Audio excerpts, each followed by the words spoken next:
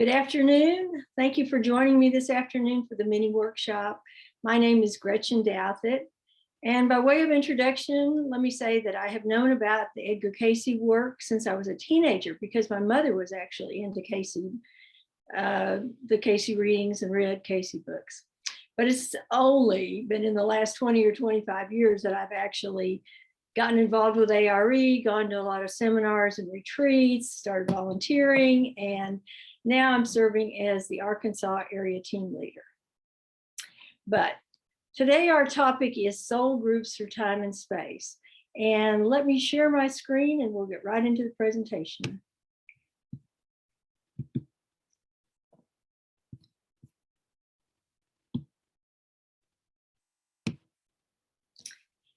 Soul Groups Through Time and Space, the Connected Past Lives of Edgar, Gladys, Gertrude, and Hugh. Now, I got interested in this topic when I was talking to my friend Elise Bonafly in Virginia Beach. Elise used to be a one-person international department at ARE, and she would give summary lectures about this topic. Well, when we started talking about it, it's actually like a soap opera, really, and it will hook you. These different lives that Edgar and Gladys and Gertrude and Hugh have had over the years. And it was only much later that I realized that there are huge spiritual lessons in these lives for all of us.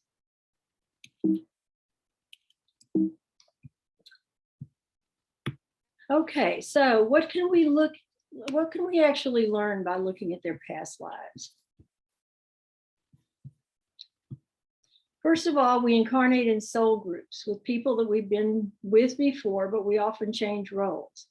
Now, a little personal story about this is my husband, who died several years ago, when he was acting particularly like a baby, and he knew it, he would say things to me like, well, you didn't know you were going to get a husband and a baby all wrapped into one. And then lo and behold, one time I went and did a past life regression with a psychic, and we saw a scene of me holding a baby, and she said, look in the eyes and see who it is. If it's somebody you know. And there he was, my husband. So yes, he was a baby in one life and a husband in another life. And you'll see that repeatedly through these stories of the CAYCE soul group. One time they're the son, sometimes they're the husband, and so forth and so on. We carry over feelings from long ago, and issues and relationships are in our lives to be worked on. This was just amazing to me when I really started thinking about it, that these four people carried over inclinations, feelings, resentments from 10, 20, 30, 40,000 years ago. I mean, it's really mind-boggling when you think about it. But all of these things are purposeful. The readings say over and over, nothing happens by chance. So people come back into our lives again. These issues keep coming up in our lives for us to work on them. And we grow the most spiritually by staying focused on our spiritual ideal. And you'll see that particularly in the CAYCE's 20th century lives. They were able to stay focused on a spiritual ideal, which they hadn't always in other lifetimes, and made huge spiritual progress. We also see from these stories that it's never too late to change and do better. How we end this life matters. And I have a friend, Hazel, who's 99 3/4.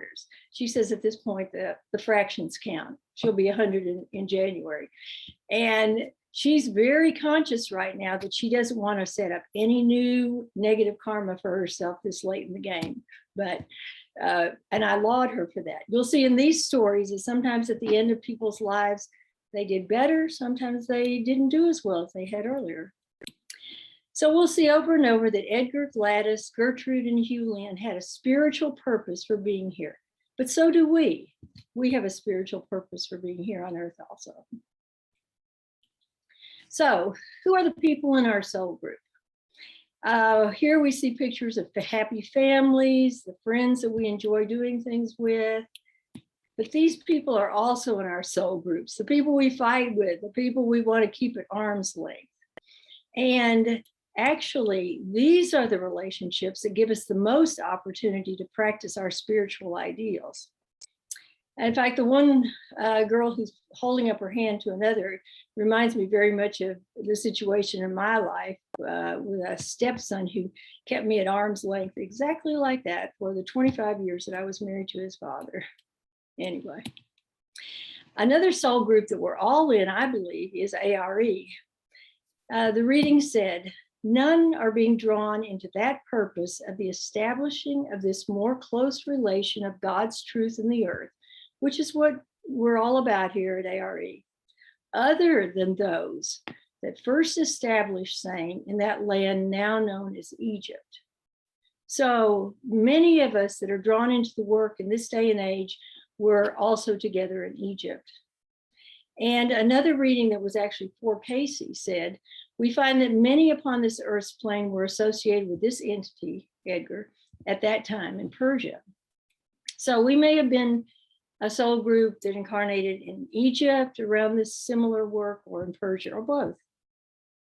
So this is the inner circle, the Cayce soul group. Here we have Edgar as a young man with his family, his wife Gertrude, his son Hugh Lynn here, his son Edgar Evans here. You'll notice the wide discrepancy in age between the two children. The Cayces did lose a son in between these two sons. And that's a theme that you'll see repeated over and over in these lifetimes, children that died young or parents that lost their children. And here, of course, are the pictures of Edgar and Hugh Lynn as we know them more as older men. And then we have Gladys, of course. The work would not have been complete without Gladys. She appeared on the scene as the stenographer when she was 18 and Edgar was 46. So there was a 28-year age difference. But we'll see later on, that's a significant fact because they were actually told that they were twin souls. One of the things I didn't realize until I did this presentation was that Gladys was with the Cayces for 20-something years, maybe 22 years or something like that. They both died in 45, but she and Hugh Lynn both lived into the 80s. So she was in the work, working on compiling the readings and preserving the readings for another 40 years after both of the Cayces passed. So here's my chart, thanks to my friend Elise. Anyway, it shows, if you look at this, the chart down here, it says a dotted line means a marriage. So in the 20th century life, Edgar was married to Gertrude. In his Egyptian life, he was also married to the entity that was Gertrude. In the Persian life, see, this is Gladys. In the Persian life, he was married to Gladys. So this yin yang sign means that the readings told us that both Gladys and Edgar were twin souls, told us that Gertrude and Hugh Lynn were twin souls. The only other people that are mentioned in the readings as being twin souls were Jesus and Mary. Now, underneath, most of us know that people were assigned case numbers to protect their anonymity during their lifetimes. And Gladys's case number is 288, Edgar's is 294, Gertrude's 538, Hugh Lynn's 341. So if you go to the members only section of the website and type in 288, you'll get every single thing that was ever said in the readings about Gladys. But let's go and look at these in a little more detail. Okay, this twin soul pair. As I said, people changed roles repeatedly. In this lifetime, she was 28 years younger. So when she showed up with the Cayce, she became sort of an adopted daughter. Okay, so she was in a, you might call it a child role. In a previous life in France, Edgar had been the son, she had been the parent. In the Palestinian life, he had been incarnate as a leader in the early church. She wasn't even incarnate, she was a guardian angel. In Persia, they were actually married. And in Egypt, when Edgar, the soul that was Edgar, was married to the soul that was Gertrude, then Gladys was their actual daughter, not their adopted daughter. And the twin souls of Gertrude and Hugh Lynn. In the life in France, Gertrude was actually a courtesan. There's no evidence that I found that Hugh Lynn was incarnate during that lifetime. In Palestine, he was the Apostle Andrew. She was a guardian angel. In Persia, she was Ewald, Edgar's niece, and was basically an adopted daughter to Gladys and Edgar, who took her in. And in the Egyptian life, she was romantically involved with Rata, who was Edgar. And we have Hugh Lynn was the king or pharaoh over at the side and was a romantic interest. But that's going through things very quickly, but we'll go over those in more detail. You'll see underneath here, these dotted lines are an androgynous incarnation. The readings talked about two times when Edgar and Gladys came in as one androgynous being. And we assume that that was also true for Gertrude and Hugh Lynn, since they were indicated to be twin souls, but there wasn't any actual information in the readings about that. So what are soulmates? Who are these people in our soul groups? And somebody asked in a reading, please explain for me what is meant by soulmate in relation to my spiritual development.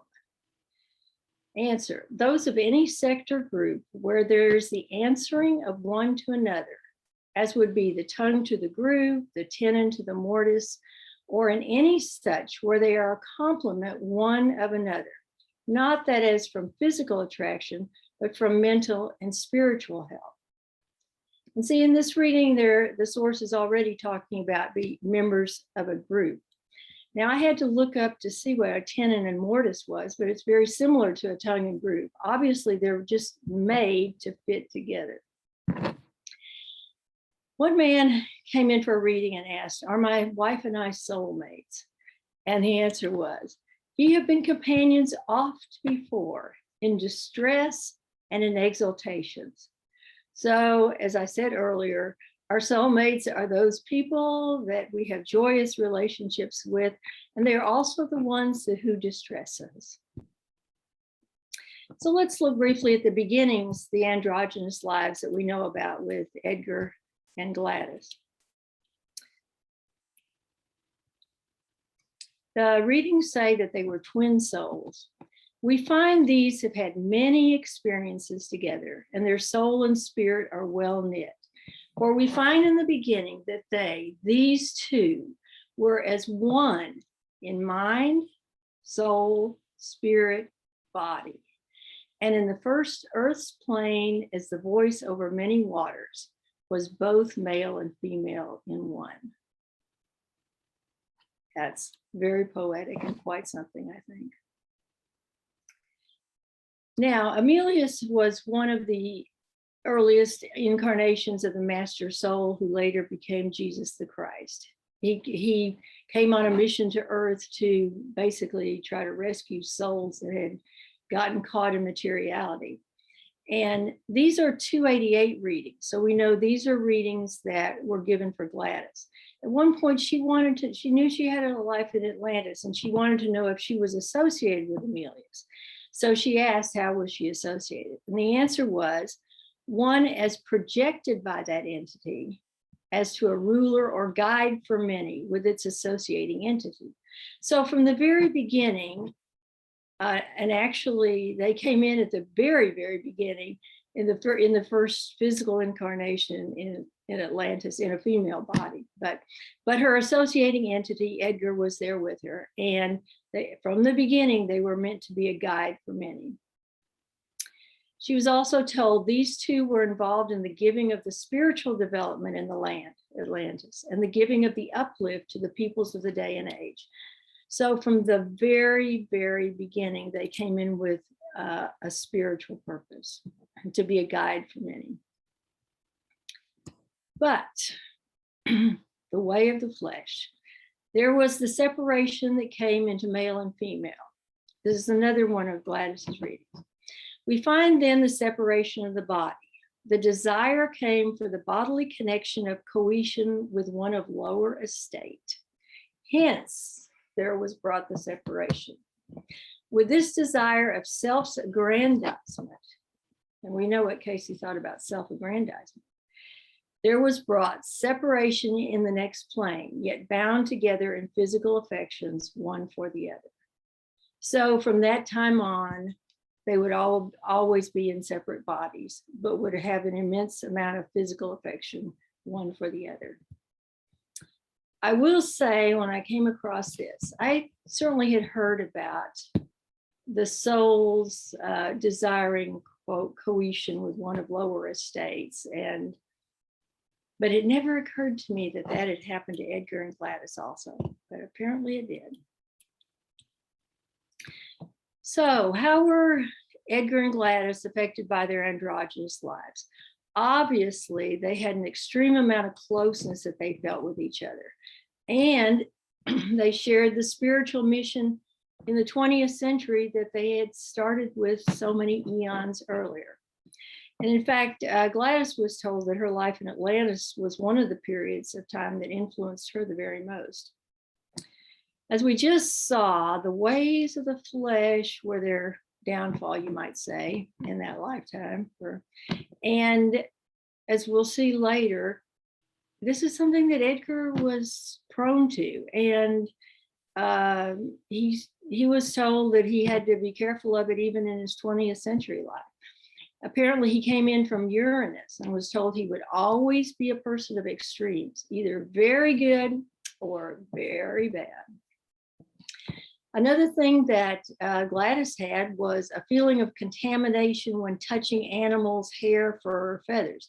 We happen to know this because she asked about it in a reading. And she was told that when she was in that life in Atlantis, tens of thousands of years earlier, she had a feeling of abhorrence for these thought forms that had pushed themselves into animals and the mixtures and all of that. And that feeling of contamination continued into the 20th century, which is just mind-boggling for me. She also had a kind of contentious relationship with her cousin Mildred, who was in Virginia Beach for a while with the Cayces and in the Cayce work. And they were told that that also started in their life in Atlantis, that they'd been together in Persia. Sorry about that. They'd been together in Persia, they'd been in France, they'd been in other places, and they apparently just hadn't resolved it yet. So, and she didn't stay in Virginia Beach either, she left. So I think they'll probably need to work on it again in the future. So the next important life was in Egypt, 10,500 BC. So this is over 12,000 years ago. The reading said that this particular period in Egypt became that was the foundation of that taught by the master. So I thought that was quite something. And it said this period of activity of the entity called EDGAR CAYCE is a replica of, or follows closely in, the activities of the experience through that called the Egyptian period. And we'll see here in a second the real similarities. You see in some of these other lifetimes, not all four of the people were incarnated, but in Egypt, all four of them were present. In the 20th century, they were all present. And in both lifetimes, Edgar was married to the soul that was Gertrude. In Egypt, Gladys, Esau, had been their actual biological daughter. And in the 20th century, she was their adopted daughter. And Hugh Lynn was also present in that lifetime. Now, Ra-Ta had a very auspicious beginning and end. The entity was the son of a daughter of Zud that was not begotten of man. Now, that was shocking to me, having only heard of Jesus and maybe possibly Mary being immaculately conceived. The reading said he was not begotten of man. The being translated in materiality as Ra-Ta was from the infinity forces or from the sun. But Cayce did address this issue of being immaculately conceived. He said, well, people say it's impossible, but he said it's not impossible. It actually is a natural law. And if you think about the souls that push themselves into materiality, maybe it's a process similar to that. And in the end of his life, By then he was known as Ra rather than Rata. He, Ra, ascended into the mountain and was borne away. There again, I thought it was only the previous incarnations of the master soul that became Jesus the Christ that was borne away like that, but apparently not. But the readings urge us not to see Rata as a lord or a god or anything like that. He was not a lord, not a god, but a teacher, an instructor, an interpreter, and an individual entity that would still hold to an ideal. So that's the important part. So his history was, he was born in the Caucasus Mountains, which are basically northeast of Turkey. And he was very fair complected, so he looked different than the other people in the tribe. And he didn't have a father. So he wasn't really accepted by the people of that tribe. His mother eventually took him away, and they were accepted by a different tribe. When he was 21, he had a prophetic vision that Egypt would be very important spiritually and in commerce, and it would also be protected from a lot of the cataclysmic events that were going to happen to the earth, the earthquakes and things. So with the king's son, Erard, from that tribe, he makes a trek with 900 souls, including his lawful wife, Asua, all the way from the Caucasus Mountains through what we know as the Holy Land into Egypt. And at that point, the ruler in Egypt was an elderly man who had no desire whatsoever for conflict. So he just allowed this group of people to take over Egypt. And Erard, who became the pharaoh, then had a son who was Hugh, Lynn, who was Erard or something, all those A's. And when he was 16, he made him king or pharaoh. And the readings did say he was a pharaoh, but it said there were 3,000 pharaohs. So he was special, but maybe not that special as a pharaoh. And during those years, Rata, Edgar, became a very revered spiritual leader and high priest. So what were Rata's goals in that period of time? He wanted to establish the laws and the relationships of man to the creative energies and man's relationship to man, making for the first moral codes. So here we have the same tenets set out by Jesus to the law of loving, the creative energies, your relationship from man to God and man's relationship to each other. He was instituting the first moral codes. He was also trying to purify bodies. We hear about the Temple Beautiful and the Temple of Sacrifice, where he was trying to eliminate the animal appendages from people. And he also wanted to establish homes where people would have one spouse rather than the appointed companionships that were the norm prior to that time. But forces jealous of Rata sent this beautiful temple dancer who was Gertrude. Her name was Istrus in that lifetime, to seduce Edgar, and she was successful.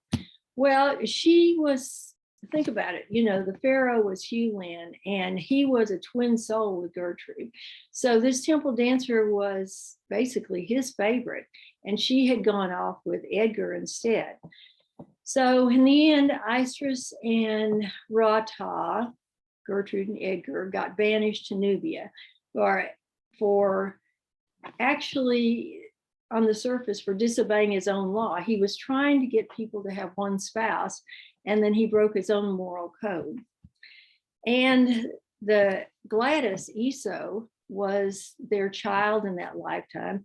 The pharaoh, Hugh, Lynn, kept her behind as punishment, and she died at the age of 4.5. I don't know if it was from neglect or from a broken heart, but as it turned out, the years that they were in Nubia were productive years, and the readings even say that he discovered the laws of astrology during those years. So after about 9 years, Egypt was just in a mess. So they negotiated and brought Rata back and actually put him in control, and he sort of became a dictator. And he was a very elderly man at that point, and he spent 6 or 7 years rejuvenating himself. And then he'd gotten in trouble for having one additional romantic liaison early in his life. And then we'll see later in a minute that he had many companions at that point. So, but he still had some high goals. One was that he built the Great Pyramid of Hermes, which was never a tomb, as we know. It was a place of initiation. And here's the famous Cayce quote. Well, somebody asked how the pyramids were built. He said, how? By the use of those forces in nature as make for iron to swim. Stone floats in the air in the same manner. Well, unfortunately, nobody asked him what that really meant, so we still don't know what it means. He also had a goal of trying to preserve a record of man's experiences on the earth up to that point. And we know he put one set of the records under the right paw of the Sphinx and two other sets of the records other places around the world, and none of those have been found yet. So how was this soul group affected by their lives in Egypt? Well, they had a spiritual mission in the 20th century, just like they'd had in Egypt. There was an emphasis on the physical body, a little different orientation. In Egypt, they were trying to purify the body from these appendages. In the 20th century, they were trying to perfect the body in the sense of returning people to glowing good health.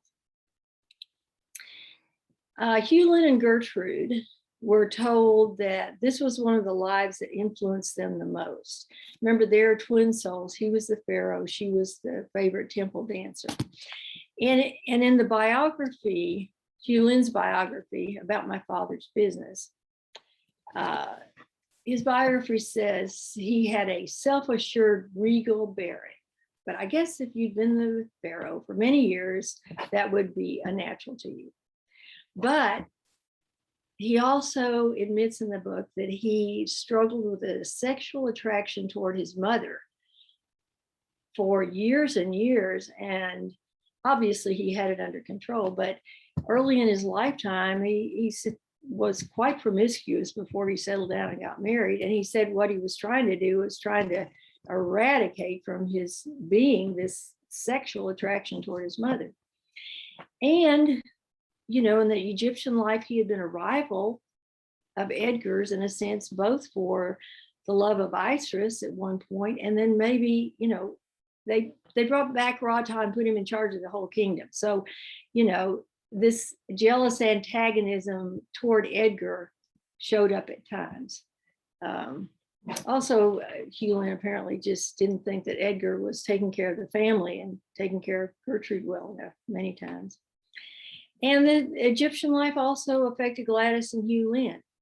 Said, why do I feel so close to him at times? This is Gladys asking this. And yet so far away or antagonistic at others. The answer was, well, it started back in Egypt. Well, as Pharaoh, he had torn her away from her parents and she died an early death. So it's probably no wonder she felt a little antagonistic toward him at times. But there again, they're influenced by things over 12,000 years earlier.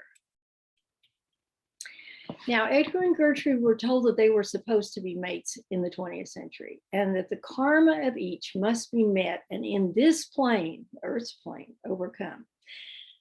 I didn't see that it was specifically mentioned that they were supposed to be overcoming karma from Egypt, but I bet that was a big part of it.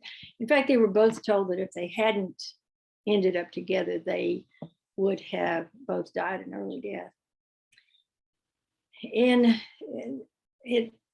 47, this is about a year after Gladys came, in a reading, this is a 294 reading, so it was a reading for Edgar, the source says, in Egypt, we find the entity falling in the way of flesh. In the present plane, we find still that same urge to be overcome in the entity, where there is that innate call and desire in the flesh, for those flesh pots again, as called of Egypt. So this is something that, was apparently in Edgar's cell memory, personality, whatever, that he had to deal with from time to time. And, okay, besides Isis, who was Gertrude, and Esau, who was Gladys, we know that he had at least 4 other companions, romantic companions, 4 sons, and 18 daughters. Because we know about these people because they came for readings. So that's what I mean. He got in trouble for one extra romantic companion early in his life, and this is what he did at the end of his life. Okay, our next important lifetime is the city of the hills and plains in Persia. This was about 8000 BC. Edgar had this odd name, Ewald. Okay, this is the lifetime in which he is married to Gladys and Gertrude is his niece.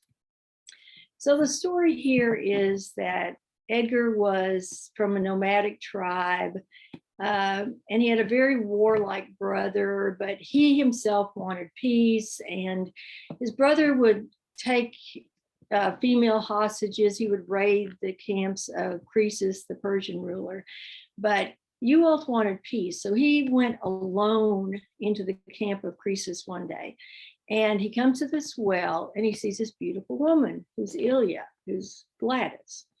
So he explains to her what he wants to do, that he wants to, create peace between the 2 factions, and they make plans for him to show up there again the next day.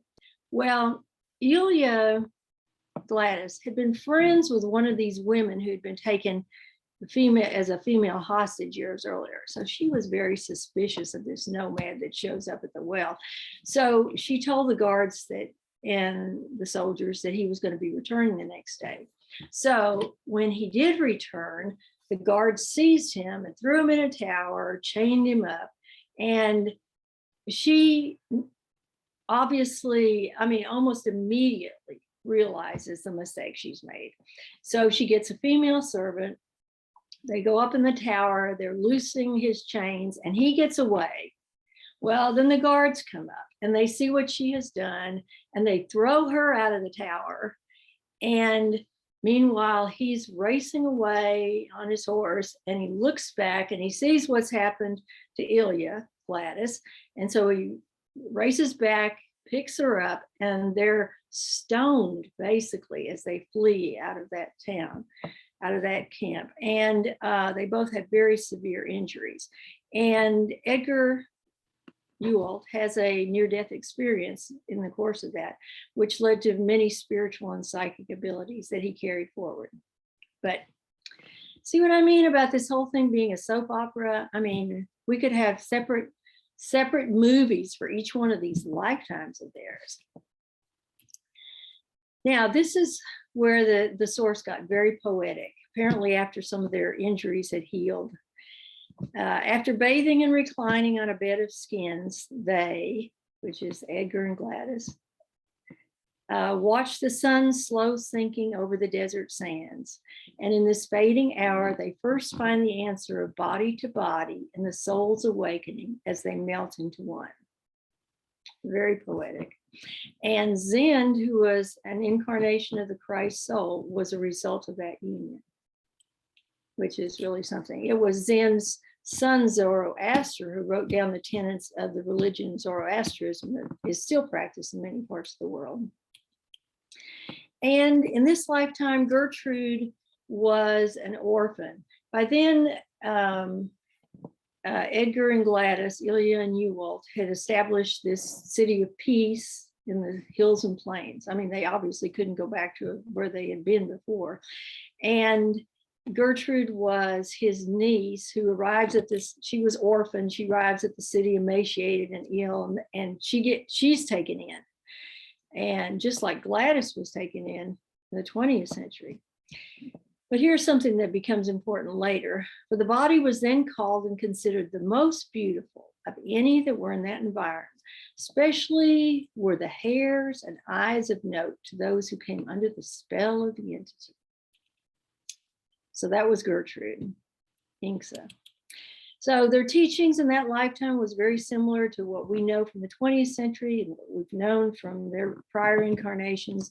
They were teaching the better understanding of the relationships of man to man and man to his maker, and that the power of love makes right. So we reach for the hand of God and we reach for each other's hands.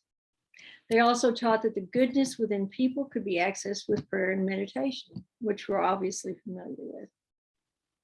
So how was this soul group affected by their lives in the city of the hills and plains? They were, Edgar, Gertrude, and Gladys were all told that this was one of the lifetimes that influenced them actually the most. They had the same core teachings then that they did in the 20th century, the connection to God and one another, the emphasis on psychic and healing abilities and meditation, and a very close relationship to the master soul. We know how close Edgar felt to Jesus, reading the Bible every year and everything. Well, that had been their son in that lifetime. But there were other things. Edgar and Gladys both wore physical scars because at the end of that life in Persia, they had been murdered. They thought they were betrayed by some Greeks that had infiltrated their city and kind of befriended them. And the source said that hence there was a dread of knives in Gladys. And Edgar had a distrust of friendships that was still left over from what happened to them 10,000 years earlier. Mind blowing. Gertrude said, this is what was in one of the reports of the readings. She realized that the blindness she had in her right eye was no doubt the direct result of my misusing my eyes in my Persian Arabian incarnation to subjugate others to my way of reasoning.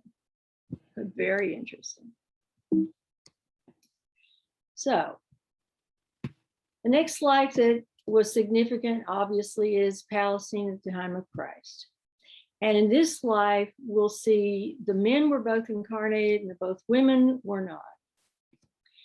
So, but both of these women felt like they had a sense of having been around then. And so Gladys asked, have I had a Palestinian incarnation? Answer, very close to the activities of same, but within those realms of the spiritual rather than in the material manifestations. The other self, a portion of self, in other words, Edgar, was expressed in that experience. And they're calling that is the other portion of herself. So she was in the realms of the spiritual. Gertrude asked something similar and was told that the individual entity overshadowed the activities of Andrew through the Palestinian experience. So they were both on the other side looking over their twin souls.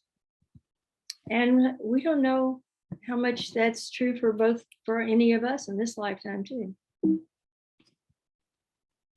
So Hugh, Lynn, in that life, it says, in the days when the Prince of Peace walked by the seashore, this entity answered the call and was one of those followers who brought his brother to the master, Andrew. So he was basically the first apostle, the first disciple, and he brought his brother Peter into the fold as another disciple. That's quite an elevated life to have had. The entity brought many to the knowledge of God that is within every human physical being. Now, Edgar didn't start out quite so elevated as Hugh Lynn did. The entity then was called Lucius of Cyrene.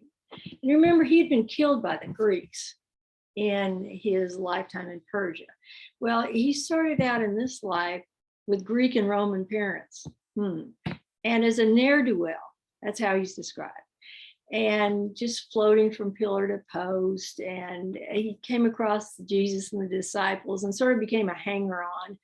But he was always kind of disregarded by them because, he wasn't Jewish. He wasn't real serious, But he was around during the events of Pentecost and took that very seriously and decided to really rededicate himself to the work that Jesus had started. And however, the persecution started at some point after that, and he decided he better get out and leave the country and go back to where he came from. So he went to Laodicea, which was closer to where he had been from. And there was a lot of turmoil in the early church during those years. There was a conflict between Paul and Peter. Paul was basically arguing for celibacy among the leaders of the church. Peter thought that really wasn't important as long as your mind was in the right place. And at that point, Lucius, Edgar, had a companion, Maria. Well, she thought Paul's teachings were aimed at her personally because she was younger and they didn't have any kids. And so she just left. And she went and communed with Mary and her cousin Elizabeth, and Judy had been a teacher of Jesus. And she eventually came back. And she and Edgar settled down and did have a child, and I guess lived happily ever after. I kind of wondered about what Andrew's relationship was with Lucius during that lifetime. And what I found was that in the days when the apostles were not very big on Lucius, when he was just kind of a hanger-on early on, that Andrew just was, when they had discussions about him, he was just listening. He was just on the sidelines. But after Maria came back and she and Lucius were a couple and stable, that Andrew really became his defender. So that was interesting. Luckily, somebody who was writing a book asked in a trance reading who actually wrote the four Gospels. And there's a lot of information in that. In 1598-2, if you're interested in looking at it, about all the different Gospels and who they were written by. But at that point, Edgar was told that Luke was written by Lucius rather than Luke. Now, they were family members. Luke was his uncle, but and they were often confused with each other. But that's quite something that basically Edgar, the entity we know as Edgar Cayce, was the one who wrote the book of Luke. And Edgar was 61 at the time that he found this out. And he asked later, like, why didn't you tell me this earlier? And the answer was, they thought there would be a chance that he would get all puffed up. So the source didn't want him to know that until he was a little more mature and settled. As a minister or teacher in Lucius, the entity gave for the gospel's sake a love, an activity, and a hope through things that had become as of a universal nature. So he's still carrying on his spiritual mission. So how were these two men in particular affected by their lives in Palestine, since they were the only one in physical incarnations at that time? Lynn was told that this was one of the lifetimes that influenced him the most. And both Edgar and Lynn had a lifelong closeness to Jesus the Christ. We know Edgar read the Bible every year from cover to cover. Well, he'd actually written part of it. So, but in addition to that, the teachings of Jesus influenced everything they did. So in many, many ways, they carried over the good into the 20th century in the United States, the good that they had done in Palestine. Now we have some interesting lives.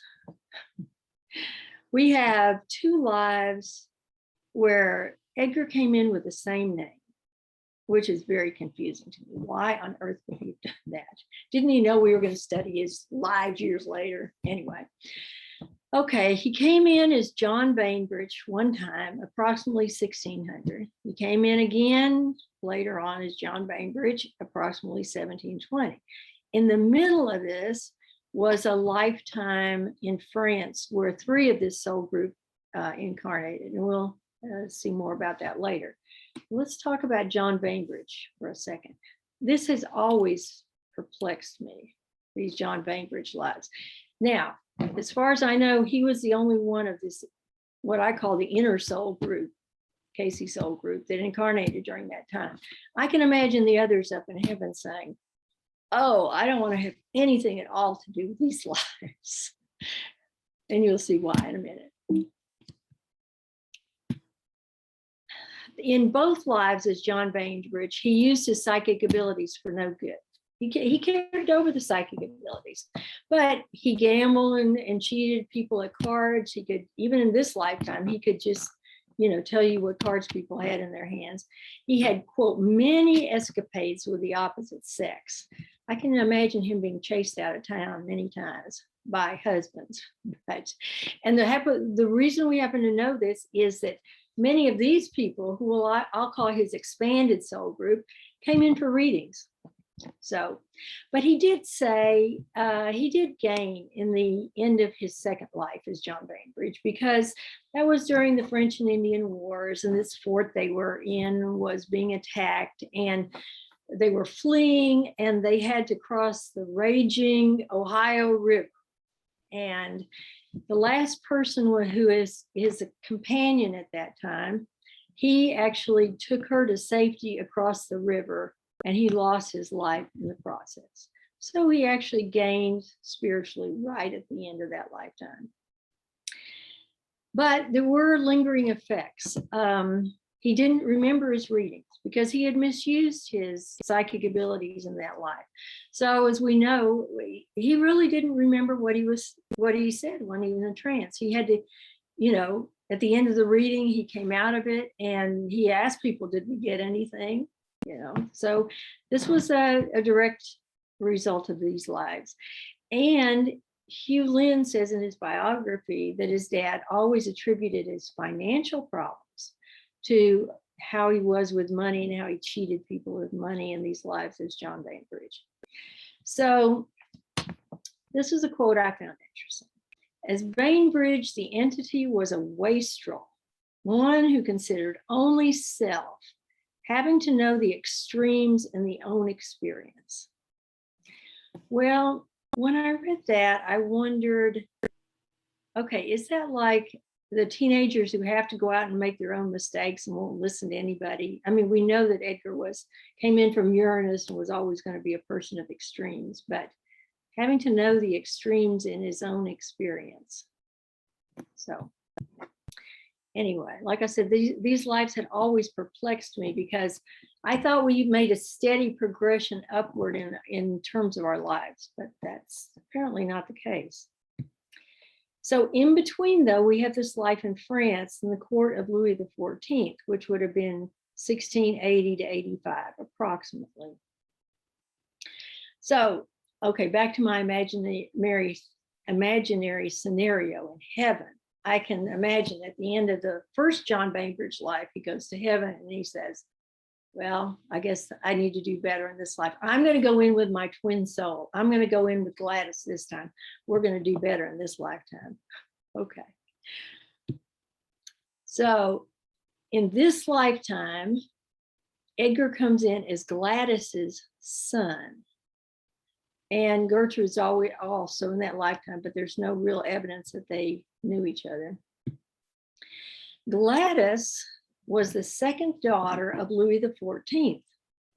With the pomp, the glory, the magnificence of the worldly show as was manifest at the time. So you can imagine this opulent lifestyle that she grew up in. And she was engaged to this nobleman, and they got sexually involved, and she got pregnant, and she had Edgar, who the readings called the child of love. But this man then disappears. So she was eventually ejected from the court because that was not appropriate behavior and at the time. And so the reading said that her younger years in that lifetime brought desolation, tears, much weeping, much trouble. She was with her son, Edgar, for 3 years, and then she decided to enter the convent. So she left him behind, and he died at age 5. And there's some indication he might have been murdered because he would have been in line for the throne because she was the second daughter of Louis XIV. And then there was something about his complexion that, anyway, there's a whole intrigue there. She came out of the convent at one time and found out that he had died and went back into the convent and died herself at the age of 30, just distraught about the whole situation. So this was not a happy life for either one of them. In that same time period, Gertrude was Lurline, a courtesan to the exiled Charles II of England, And this, even though it was the same general time period as Edgar and Gladys, there wasn't really any evidence that they were connected. So how was this Cayce soul group affected by their lives in France?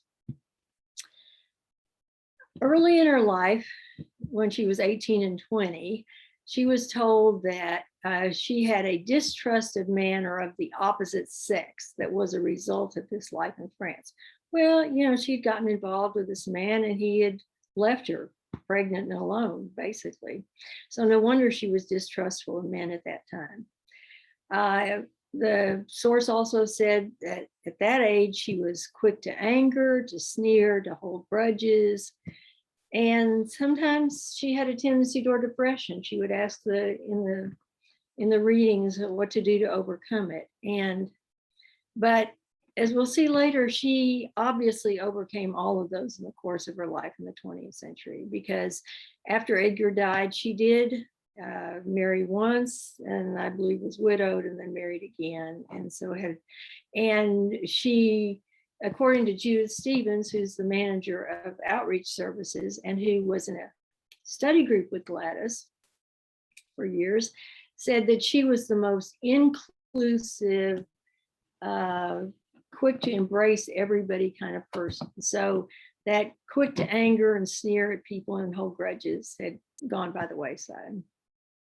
Well, in her spiritual development, basically. Edgar also struggled with a tendency toward depression. Well, in that lifetime, he had been, ripped away from his mother at the age of 3, his twin soul. There's another lifetime that we didn't discuss where he was guarding the gates of Troy and the Greeks came in and he blamed himself for the fall of the city. And he was so distraught, he committed suicide. Well, that was obviously another big factor that led to his depression in the 20th century, in addition to all the troubles they had.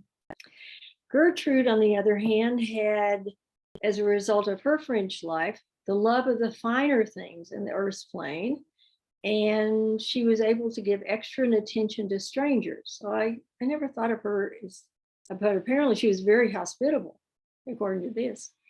But she had a physical rash that in one of the reports of the reading, she said it could have led to cancer of the uterus if they hadn't worked on it in the readings over and over through the years. And she felt like that was probably a karmic thing from this French incarnation in which she played the courtesan.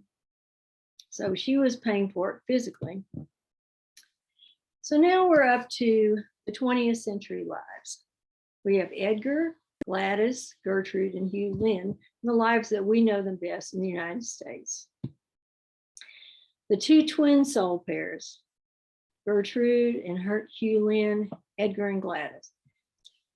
The first time I saw this picture, this was taken it has a logo underneath of Congress 1944. That would have been in June of 1944, only about 6 months before Edgar died. But I was really struck with their physical similarities, which I had never known before. Look at how similar they are in heights, the shape of their faces. I can look at that picture and just imagine that they came in one androgynous body eons earlier.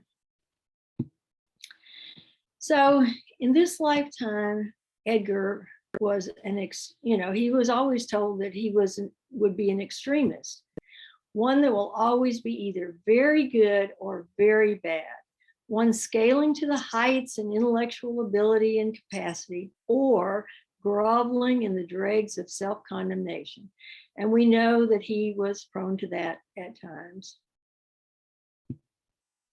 One that finds very little of the capacity to be moderate. This we find often brings a destructive elements, one that brings much element of the forces of wrath. And see, he was at 47 at the time of that reading. So apparently at that point, at least in his life, seems to have had trouble with his temper. But as we're probably aware, a lot of times depression and anger are flip sides of each other. So So that's who he was. In addition to the exalted spiritual leader we know he was also these things. Now, Gladys was the worker, I'll call her. She had to struggle with depression left over from some of these other past lives. When she was younger, she also had a tendency to anger and retaining a grudge against people. And she had a tendency to belittle herself. In her biography, it says she compared herself to Gertrude, usually unfavorably. She saw in the older woman a logic and reasonableness which she thought she herself did not possess. At Congress 1941, Edgar commented to her, quote, "There's been a great deal of read about you lately, which means that you've been rather defiant." So apparently she had some tendency early in her life to be angry, to both be to judge other people, to hold a grudge against other people, to be angry against them, and a tendency to belittle herself, compare herself unfavorably to other people, particularly Gertrude. But we know that she actually overcame those by concentrating on her ideals throughout her lifetime. And I think this is kind of a cute little quote here, because this tells me that by 1941, she was probably keeping some of that to herself, but Edgar was seeing her aura. And so he knew that she may not have been saying anything, but he knew she had been feeling defiant.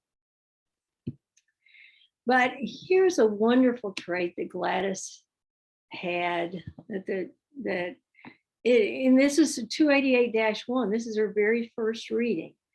It says, "One to whom all obstacles become the stepping stones for higher development." So I think that's a wonderful trait and something that we would all do well to manifest ourselves, actually, because we're always going to have obstacles in anybody's life. So if we can always make those stepping stones for higher development, how wonderful. Now, Gertrude is somebody that, frankly, I did not appreciate. She always looked so depressed in pictures to me, and I didn't totally appreciate her until I did put together this presentation. She also struggled with depression at times. We know that she lost a child in this life, and not to mention any other past life issues that she was responding to. She had physical issues that she was dealing with.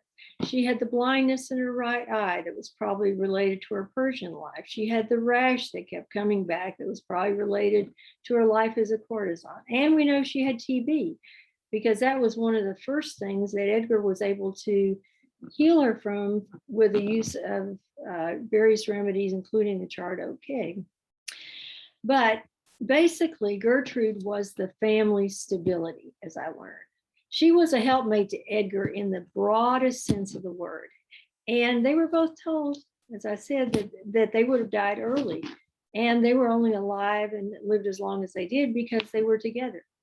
But she helped in the photography studio, touching up all the pictures, making people look a little better. She also conducted the readings after they figured out that, some unscrupulous people were giving him inappropriate suggestions during his readings. And here's a quote that I found in Hugh Lynn's biography that this is really what I started putting Gertrude almost on a pedestal after I heard this.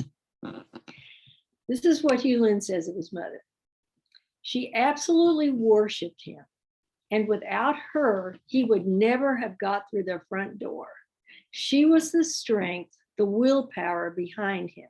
He would go off on tangents. She always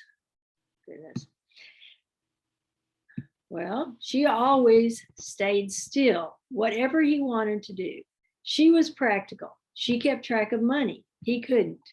She kept him from being overly verbose and exaggerating, and would call him on it. Without her, anybody would tell you, Dad would have gone off into left field. She just loved him into focus, keeping ideals and principles in focus. It was beautiful." Like I said, that gave me a completely different understanding and appreciation for Gertrude. Hugh Lynn.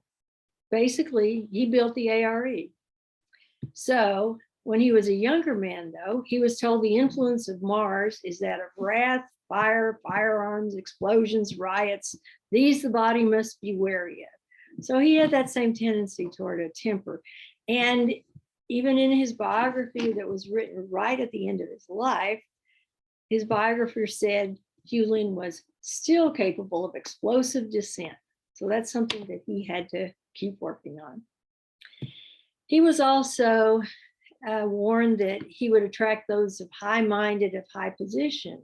He was warned to use those relationships and not abuse the same. And at 17, he was told that the use of the love forces, again, might be abused. Well, I'm not exactly sure where he abused them in the past, but we've all had many lives, I'm sure we would.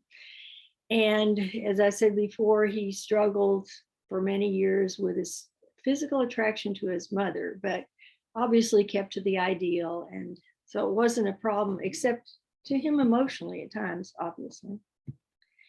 So this soul group of Edgar, Gladys, Gertrude, and Hugh Lynn, who we know best from the 20th century, came in with a spiritual purpose that could not have been accomplished without the others.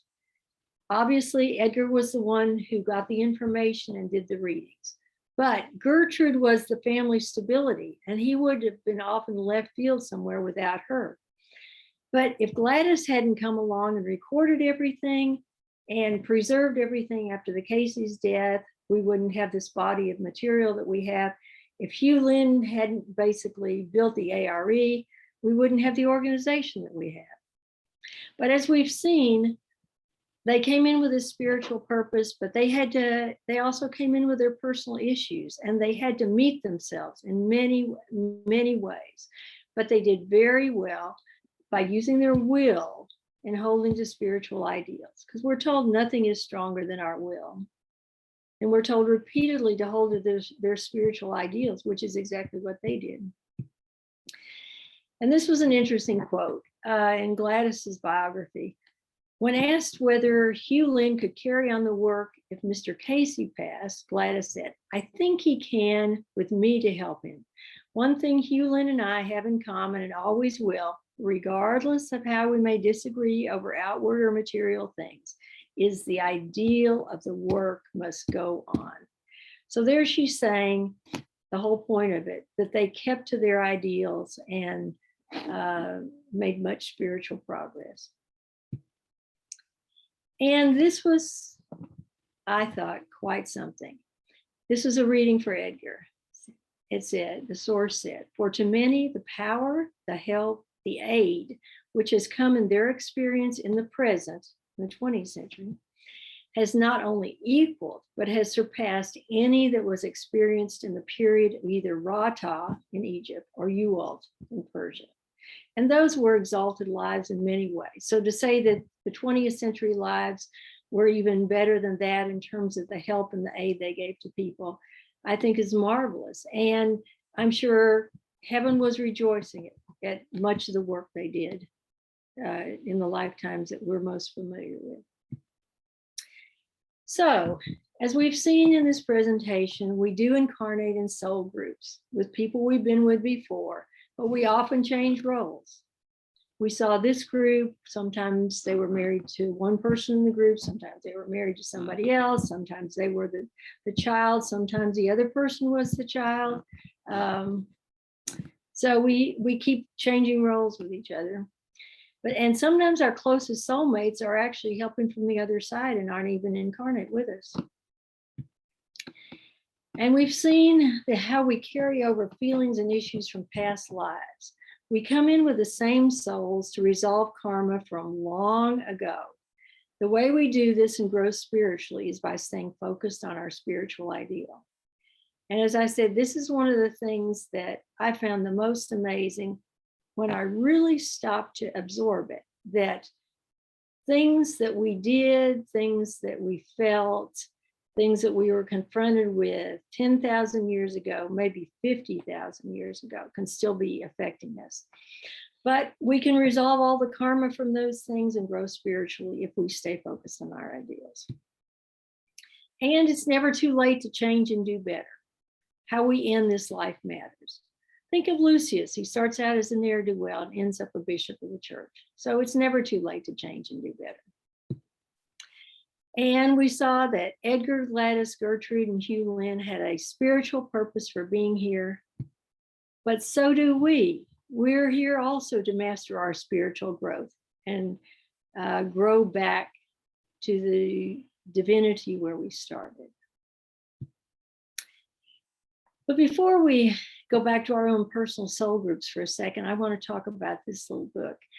It's a lovely little book that called The Testimony of Light. It was channeled by Frances Banks to her friend and spiritual seeker friend, Helen Greaves. Frances had been a nun for 25 years before she left the convent, but she was always a spiritual seeker. And so she was actually able to channel this to her friend Helen after she died. And she talks at some point about soul groups in this book also, but she talks about soul groups which unite to constitute a group soul, which I think is an interesting concept. We think of the individuals being individually part of a soul group, but she talks about that they eventually unite to create a group soul. And then she says one group is within another, within the next, and the next, until into the highest beam of light, which is divine life itself, or God. I thought that was quite interesting. So our personal soul groups, here we are again. We come in again and again, together again and again and again and again. The people we have wonderful relationships with, the people we fight with, the people that we keep at arm's length, our ARE family, you know. In terms of my personal situation, I will say, I used to tell my husband from time to time that I knew we came in this time to negotiate differences because we were so different.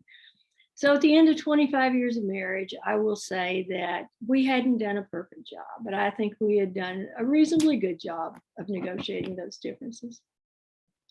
And in terms of my stepson that kept me at arm's length for all of those years, I would say our relationship is somewhat better since his father's not around. We're not close, but we are cordial. And when either one of us needs something, I think we feel confident to call on the other person. So maybe that's as much as we're supposed to accomplish in this lifetime.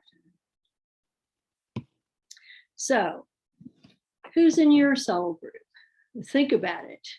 And what can we all do to grow spiritually? I think even the small things that we do, go out and make somebody smile, make somebody feel loved today, because basically we're all in this together. Thank you very much. Here is my contact information if you're interested in contacting me. I do readings and remote reconnective healing sessions, which is energy work. So feel free to get in touch with me either at my email address or probably text me at my phone number. Thank you very much for being here. And remember, there are a couple of things in the handouts that might be of interest to you. The overall chart that we used, that you saw various times today with all the various lifetimes on it. And I also put this in the handouts. It shows the books that I use in preparing this presentation. So thank you very much. I appreciate you being here.